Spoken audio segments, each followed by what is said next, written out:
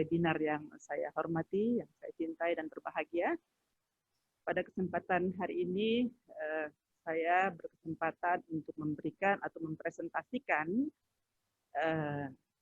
presentasi saya dengan judul Telerehabilitasi Pasien Pasca Stroke di Era Pandemi COVID-19. Nah, pada gambar pertama ini, sebentar. Nah, pada slide yang pertama ini kita melihat bahwa Mas ini adalah seorang fisioterapi yang memberikan telerehabilitasi di rumah pasien, begitu. Jadi memang era pandemi COVID-19 ini merubah seluruh lini kehidupan kita, tidak terkecuali pelayanan rehabilitasi, ya, dan kita meresetting layanan rehabilitasi, khususnya rehabilitasi stroke, agar apa? Agar pasien-pasien tetap mendapatkan hak-haknya untuk mendapatkan layanan kesehatan. Nah, peran caregiver di sini saya tunjukkan juga sangat penting. Mengapa demikian? Karena caregiver nanti yang akan membantu atau mendampingi pasien pasca stroke, baik itu untuk kesehariannya maupun untuk melakukan latihan-latihan yang dilakukan melalui tele. Begitu. Jadi gambar di sini kita bisa melihat seorang nenek yang terkena stroke mungkin ya, karena era pandemi dia masih bisa berhubungan lewat kaca seperti ini dan masih tetap berbahagia. Begitu. Begitu juga kita berharap bahwa dengan telerehabilitasi khususnya pada pasien-pasien pasca stroke, maka pasien-pasien pasca stroke mendapatkan layanan rehabilitasi yang aman dan tetap tercapai kualitas yang kita inginkan. Nah, mengulang sedikit lagi mengenai apa itu stroke. Stroke itu sebenarnya merupakan suatu sindroma, sekumpulan sindroma berupa gangguan neurologis yang sifatnya mendadak akibat suatu kelainan pada pembuluh darah di otak. Nah, data yang terbaru menyebutkan bahwa stroke di Indonesia itu merupakan penyebab kematian yang utama. Gitu. Beberapa waktu yang lalu, tahun 2011, itu disebutkan oleh WHO, stroke itu penyebab ketiga kematian. Namun, pada akhir-akhir ini saya membaca di literatur bahwa stroke merupakan penyakit tersering menyebabkan atau leading menyebabkan kematian. Dan penyakit stroke masih tetap berada di ranking pertama untuk penyakit yang menimbulkan kecacatan. Begini. Jadi mulai tahun 2011 sampai sekarang tahun 2020, stroke masih menjadi leading penyebab kecacatan yang paling besar. Nah, kita di ilmu kedokteran fisik dan rehabilitasi atau spesialis ilmu kedokteran fisik dan rehabilitasi itu sangat concern terhadap masalah-masalah kecacatan. Baik itu kecacatan yang disebabkan oleh suatu penyakit maupun kecacatan yang disebabkan oleh karena suatu kecelakaan. Jadi memang stroke, khususnya pada pasca stroke, sangat-sangat melekat pada layanan rehabilitasi. Nah, apa tujuan daripada layanan rehabilitasi? Tujuannya adalah untuk meningkatkan kemandirian dan kualitas hidup survivor stroke. Jadi tentu saja kita tidak ingin membiarkan pasien itu tetap hidup, jadi selamat dari kematian, ya, tetapi tidak bisa melayani atau tidak bisa mengurusi dirinya sendiri bahkan, atau tidak bisa bergabung kembali dengan kehidupan sosialnya. Padahal kita tahu bahwa kriteria manusia yang sehat menurut standar WHO adalah tidak hanya terbebas dari suatu penyakit, tetapi juga memiliki komunitas sosial, ya, sehingga membuat dia sehat jasmani dan rohaninya. Dan telerehabilitasi pasca stroke merupakan alternatif layanan rehabilitasi di era pandemik COVID-19. Sedikit berbeda mungkin atau mungkin sangat berbeda dengan spesialisasi kedokteran yang lain, ya, di mana fokus daripada pelayanannya adalah pada gangguan organ, tetapi kita di ilmu kedokteran fisik dan rehabilitasi, selain kita membuat diagnosa medis atau diagnosa organ yang akan nanti membuat prognosis penyakit kita itu bisa kita tentukan bagaimananya, maka kita harus mendiagnosa gangguan fungsi apa yang terjadi pada pasca stroke. Karena kemungkinan atau banyak sekali diagnosa stroke yang sama, misalnya CVA infarct, ya, kemudian yang terkena mungkin distribusi daripada pembuluh darah arterio cerebri media, ya, tetapi yang dialami oleh satu pasien stroke dengan pasien stroke yang lain itu bisa berbeda. Jadi penampakan atau penampilan stroke-nya itu bisa berbeda. Dan selama ini saya melihat hampir tidak ada satu pasien stroke pun yang memiliki gejala yang sama persis, begitu.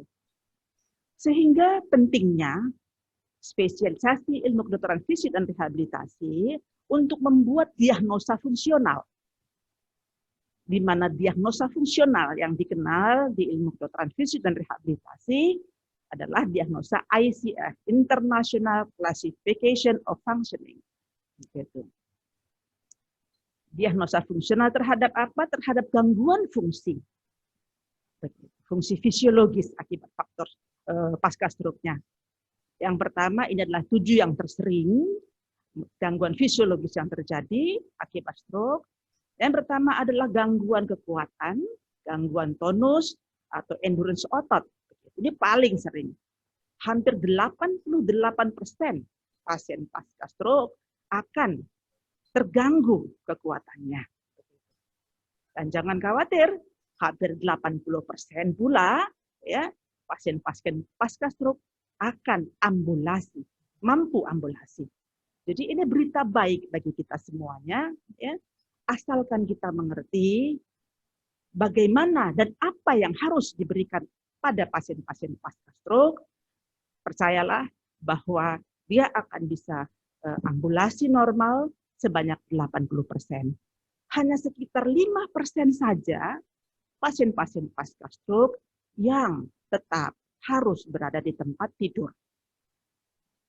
Kemudian gangguan yang kedua tersering adalah gangguan sensorik, baik itu touch, ya, proprioceptif, sampai penciuman, kemudian penglihatan, ya, visiospasial, itu termasuk dalam fungsi sensoris. Yang ini secara detail, secara rinci, ada coding-codingnya di ICF, sangat jelimet begitu.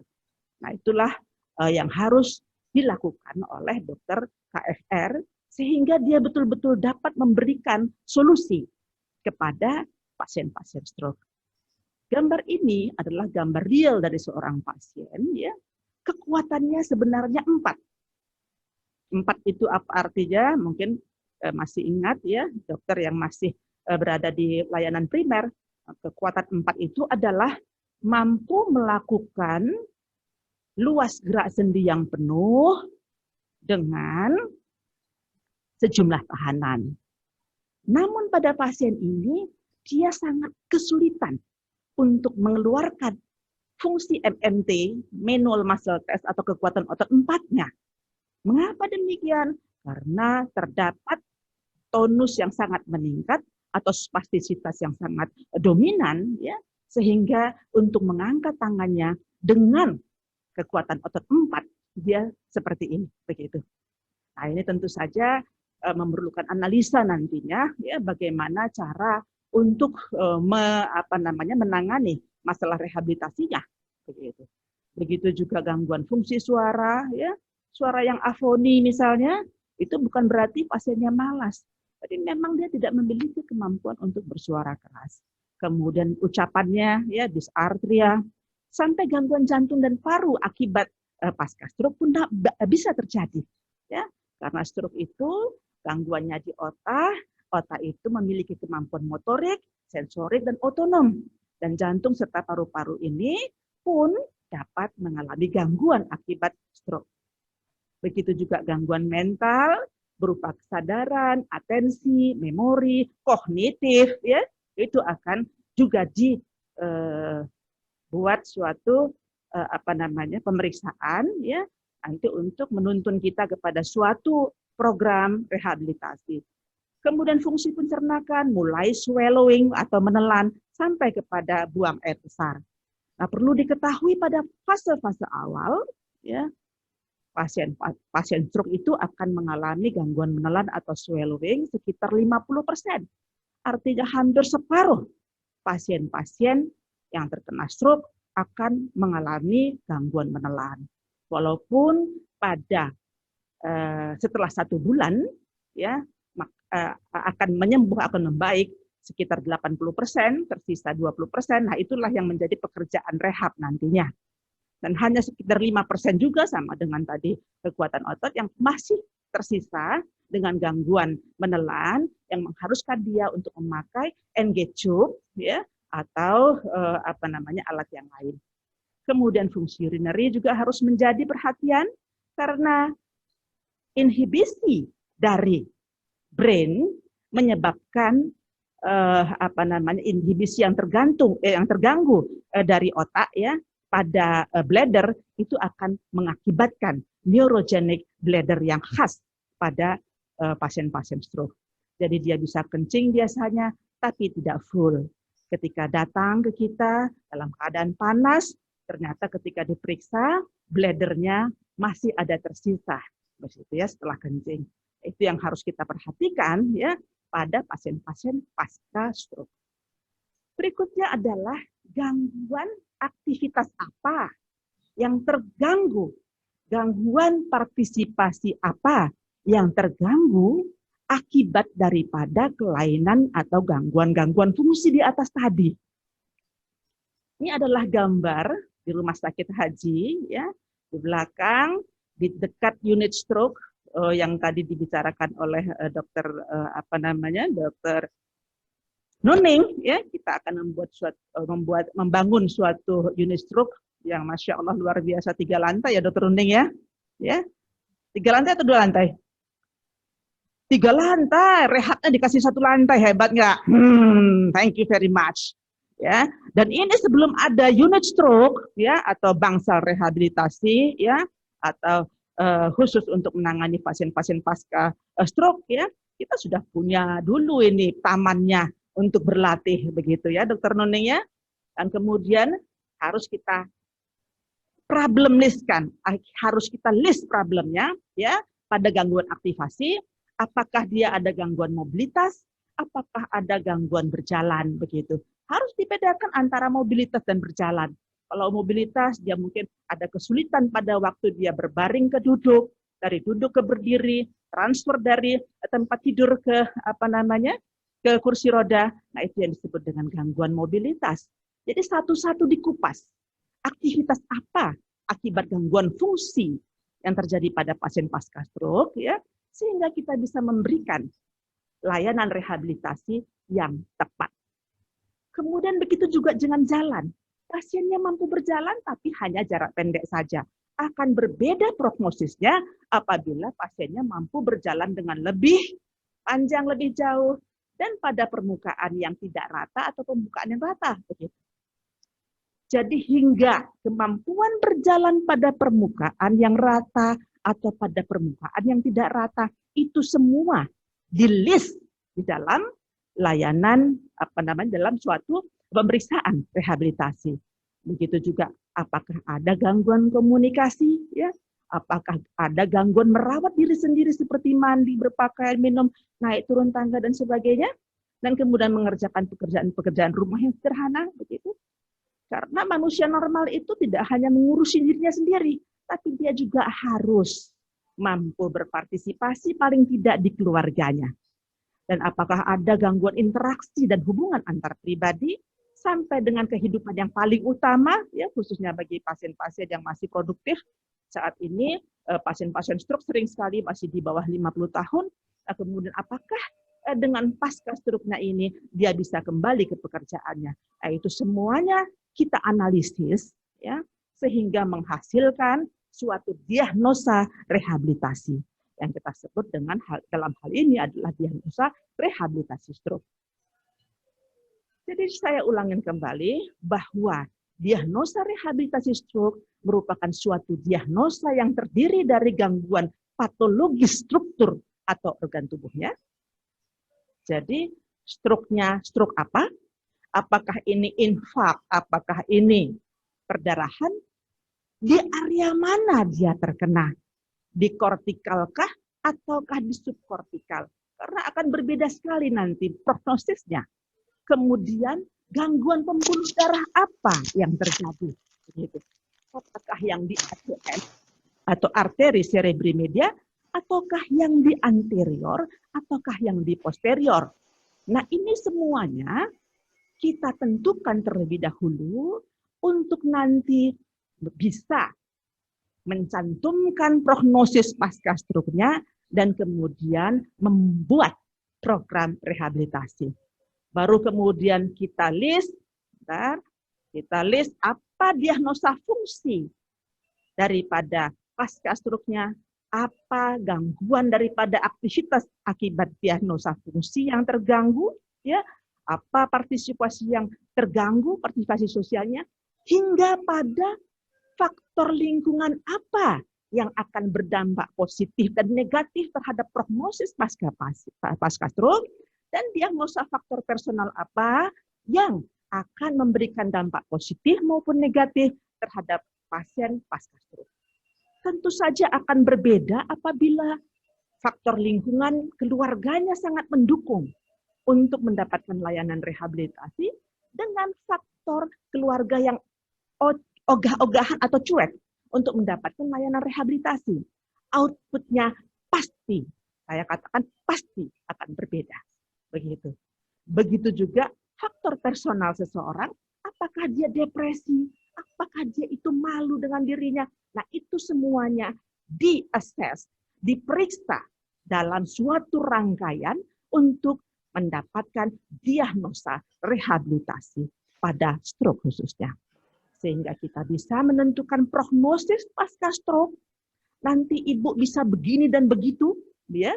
Output ibu nanti jalan dalam waktu 3 bulan, dalam waktu 1 bulan, begitu.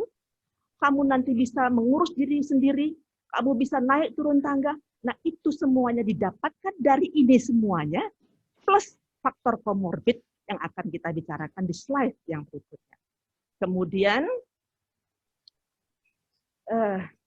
jadi definisi rehabilitasi stroke itu apa? Definisi rehabilitasi stroke adalah suatu intervensi medik dan rehabilitasi terhadap gejala sisa pasca stroke melalui suatu neurorestorasi, walaupun ini nanti hanya kita berikan mungkin pada fase-fase akut ya untuk mencegah tidak terjadinya secondary injury akibat rehabilitasi, dan neurorehabilitasi sehingga survivor stroke dapat mencapai tingkat kemandirian dan kualitas hidup yang lebih baik. Ini yang mau kita capai. Jadi rehab bikin hidup lebih hidup. Jadi tidak hanya sekedar bisa buka mata, kemudian bisa makan, tapi betul-betul dia mandiri dan memiliki kualitas hidup yang lebih baik.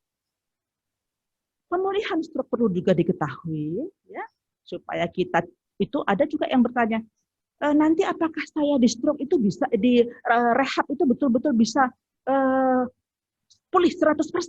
Itu pertanyaan yang paling sering kita hadapi. Kita harus melihat grafik ini, pemulihan stroke.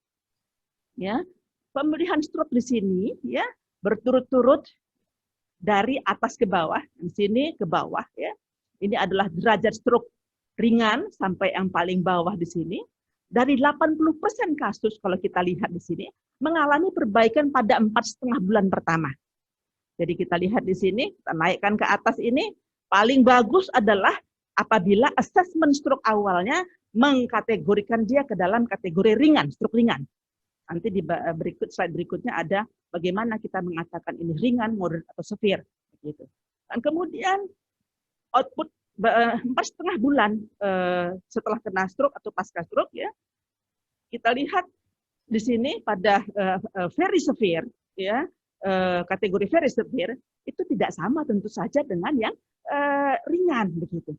Sehingga ini nanti mempengaruhi juga prognosis daripada pasien pasca stroke yang ditetapkan oleh dokter rehab begitu. Dan kemudian biasanya dalam waktu 95 dalam waktu 11 minggu atau sekitar 3 bulan, ya, akan selesai masalah recovery di neuron-neuron otaknya, di sel-sel otaknya. Tetapi ya, fungsionalnya masih bisa membaik sampai 6 bulan, bahkan 1 tahun, tergantung apa yang kita lihat. Gitu. Kalau speech-nya, ya, bicaranya bisa sampai 1 tahun mengalami perbaikan. Nah, data ini tentu saja akan mengarahkan kita kepada prognosis dan rehabilitasi daripada pasien-pasien pasca stroke. Ini yang saya katakan tadi, Scandinavian Stroke Scale, ya, yang mudah, nanti di googling saja. Bagi dokter-dokter yang non-neurologis, ini sangat mudah, ya, untuk memberikan skornya nanti. Katakan ringan apabila skornya 0 sampai 25, 26 sampai 42 itu dikategorikan sebagai moderate, di atas 42 itu dikatakan severe. Gitu. Kan sangat mudah. Karena apa? Dari sini kita nanti akan bisa menentukan apakah pasien ini akan bagaimana persentase penyembuhannya. Nah, ini adalah slide yang menunjukkan kepada kita, ya, bahwa rehabilitasi sederhana pasca stroke bisa dilakukan di rumah. Karena apa? Karena latihan-latihan yang dilakukan pasca stroke idealnya dilakukan dalam durasi 3 jam dalam dosis terbagi. 1 jam pada pagi hari, 1 jam pada siang hari, 1 jam pada sore hari. Begitu. Nah, terus terang saja kalau hanya pergi ke layanan rehabilitasi, misalnya polirehabilitasi di rumah sakit, paling banter kita memberikan latihan selama 30 menit. Dan itu pun tidak bisa setiap hari. Sehingga apa? Sehingga latihan di rumah, ya, pasca stroke wajib untuk diteruskan. Jadi nanti di rumah sakit diberikan latihan, diteruskan di rumah, latihan yang sama atau mirip, dan kemudian nanti ketika kembali lagi ke layanan rehabilitasi, dievaluasi lagi seberapa banyak atau seberapa besar perbaikannya. Begitu. Jadi di rumah ini merupakan suatu keniscayaan untuk dilakukan suatu rehabilitasi stroke. Kemudian prinsip pertama yang harus diingat untuk melakukan latihan-latihan pada pasien stroke adalah bergerak sesering mungkin. Ya, jadi ini harus ditanamkan kepada pasien maupun kepada keluarganya. Jangan sampai nanti keluarga karena kasih sayangnya menghambat atau justru membuat pasien ini menjadi malas untuk bergerak. Jadi dilayani dia, ya, dilayani minumnya, dilayani berpakaiannya. Padahal sesungguhnya pasien ini mampu untuk makan, minum, berpakaian. Nah, itu yang harus diperhatikan. Ya. Keluarga harus betul-betul memotivasi pasien untuk bisa mandiri. Begitu. Bukan karena tidak sayang, tetapi justru karena sayang, kita ingin dia bisa mandiri, sehingga dia bisa menjadi manusia yang lebih utuh. Dan gerakan-gerakan yang dilakukan adalah gerakan-gerakan fungsional yang bertujuan. Bagaimana bersisir, bagaimana memasukkan atau memegang gelas, dan kemudian mengangkat, kemudian memasukkan ke mulut. Itu adalah gerakan-gerakan yang harus di-relearning, diajari kembali. Karena ada saraf yang terputus untuk melakukan kegiatan-kegiatan yang simple, yang awalnya dilakukan dengan otomatis. Tetapi setelah terkena stroke, maka terputus cara untuk melakukan kegiatan-kegiatan tersebut. Dan perlu juga diperhatikan stabilitas saat duduk dan berdiri sebelum melakukan gerakan-gerakan fungsional yang bertujuan. latihan kebugaran agar dia mampu melakukan latihan-latihan ini selama 3 jam dalam dosis terbagi. Dan kemudian kemampuan kognitif pun harus dinilai karena sesungguhnya rehabilitasi atau layanan rehabilitasi sama dengan layanan pembelajaran kembali. Gitu. Nah kemudian ini khususnya pada sejawat-sejawat saya di layanan primer. Kompetensi dokter di layanan primer untuk stroke tanpa komplikasi itu 3A. Artinya mampu membuat diagnosa klinik, mampu merujuk ke tempat yang tepat, dan kemudian dan memberikan terapi awal. Ya. Dan yang ketiga adalah mampu melayani kembali pasien-pasien yang telah dikembalikan ke layanan primer. Perlu diketahui bahwa stroke, ya setelah terkena stroke, ya semua ini bisa terjadi berupa komplikasi, berupa otot yang mengecil, kekakuan sendi, ada hipotensi ortostatik, konstipasi dan sebagainya. Ini harus diperhatikan, harus dicegah dengan melalui suatu edukasi. Bagaimana supaya pasien-pasien pasca stroke, ya yang dirawat atau dilayani di layanan primer tidak terjadi komplikasi setelah terkena stroke-nya dengan yang 1 sampai 6 ini. Kemudian ini adalah faktor-faktor komorbid yang saya katakan yang bisa dirubah. Nah, ini pun harus bisa dilayani dalam bentuk edukasi oleh dokter-dokter di layanan primer. Bagaimana dia diabetesnya terkontrol, hipertensif dan penyakit jantungnya itu terkontrol, ya, tidak rokok, bagaimana supaya lebih aktif dan bagaimana supaya tidak obesitas, begitu. Jadi dokternya jangan obesitas karena pasiennya nanti nggak akan percaya juga ya, kamu ngasih edukasi obesitas, kamu sendiri obesitas, begitu. Jadi dokter harus menjaga kesehatannya sehingga sehingga bisa menjadi model bagi pasien-pasiennya. Ini adalah faktor komorbid yang tidak bisa dirubah, ya usia, genetik, ya kita boleh buat, ya. Dan kemudian terakhir adalah telerehabilitasi. Apa itu telerehabilitasi? Layanan rehabilitasi yang menggunakan alat komunikasi elektronik, ya. Nah, di mana dokternya biasanya atau bukan biasanya pengawasan dokter tidak langsung, ya. Kita mengawasi dengan tele dan kemudian kondisi medisnya ya bisa diperiksa oleh caregiver yang terlatih atau staf medis yang memeriksa ke rumah pasien, dan kita lakukan latihan rehabilitasi dengan menunjukkan latihan-latihan pasien ya dan didampingi oleh wali maupun caregivernya, dan kemudian ada kemungkinan kita membuat foto-foto sehingga mempermudah pasien itu untuk melakukan telerehabilitasi. Saya rasa itu yang bisa saya sampaikan, mudah-mudahan bisa dimengerti, bisa bermanfaat bagi peserta webinar yang